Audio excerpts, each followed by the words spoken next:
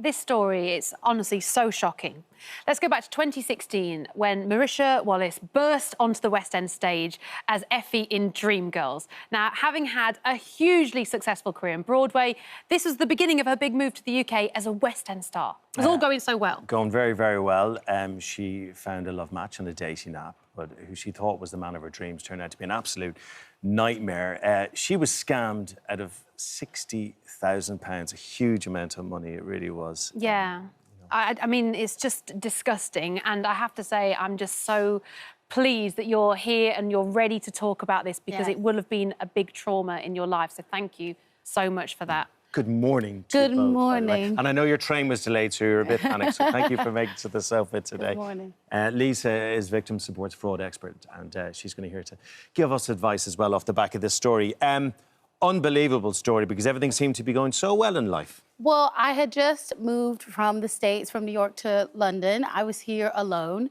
It was 2018. I had just taken over the role of Effie White, which is a huge role to play, very emotional role anyway. And simultaneously, I was going through a divorce.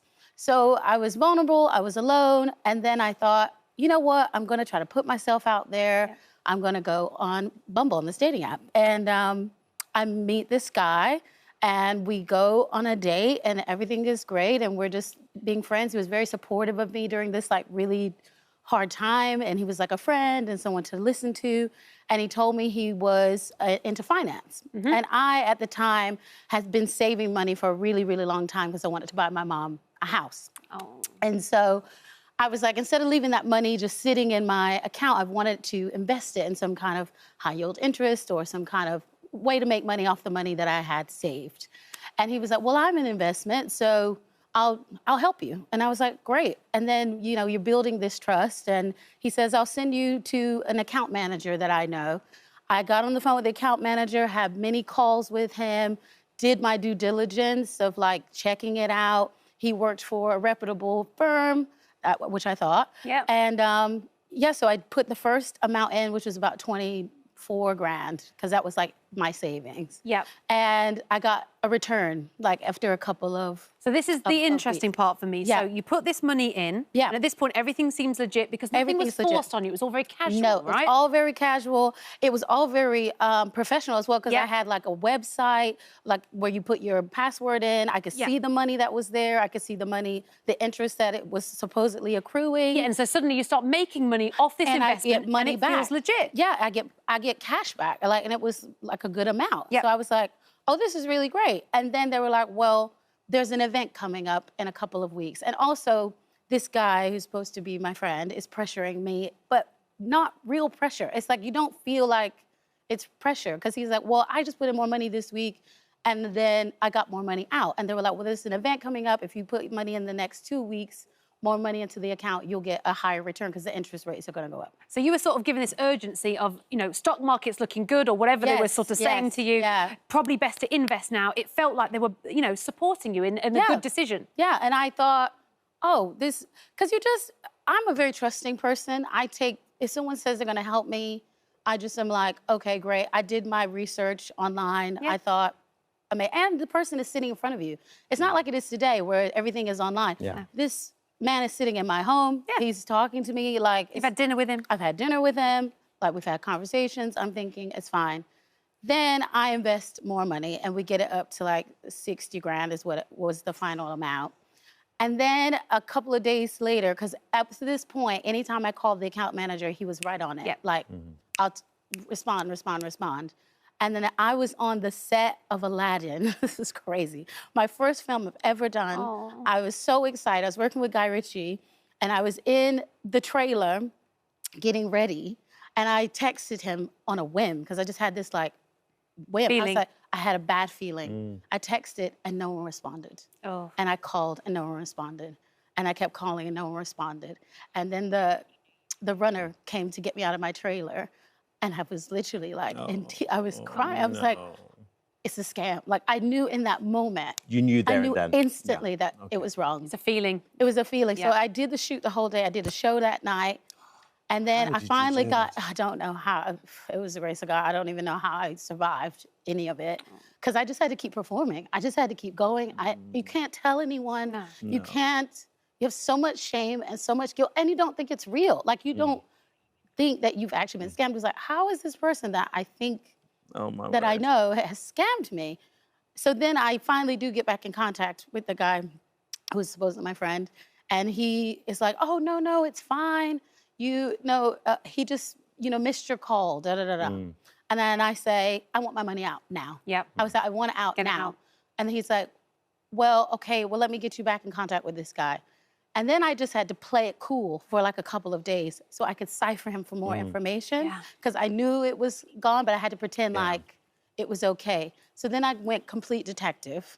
And I was online all night long going through like, who is this company? So then I finally called the company that he was with, and then they Realised told the me whole thing's That's it. he wasn't bogus. real. Yeah. He had a different name. The account manager was actually his brother. And you contacted the police, but I then went nothing. to the police. I had recorded conversations. I had texts. I had phone calls. I had all of the information and nothing. They said there's nothing we can do. The difficulty here, and Lisa and Marisha talks about, being embarrassed by it. But the fact is, these scamsters are really, really good at scamming people. She shouldn't be. And I saw you kind of shaking your head there. You've heard these stories before. Well, It's all too unfortunately. common. Yeah, I mean, the figures are that fraud is 40% of, crime in this country now, and Marisha's experience, sadly, is not an isolated one.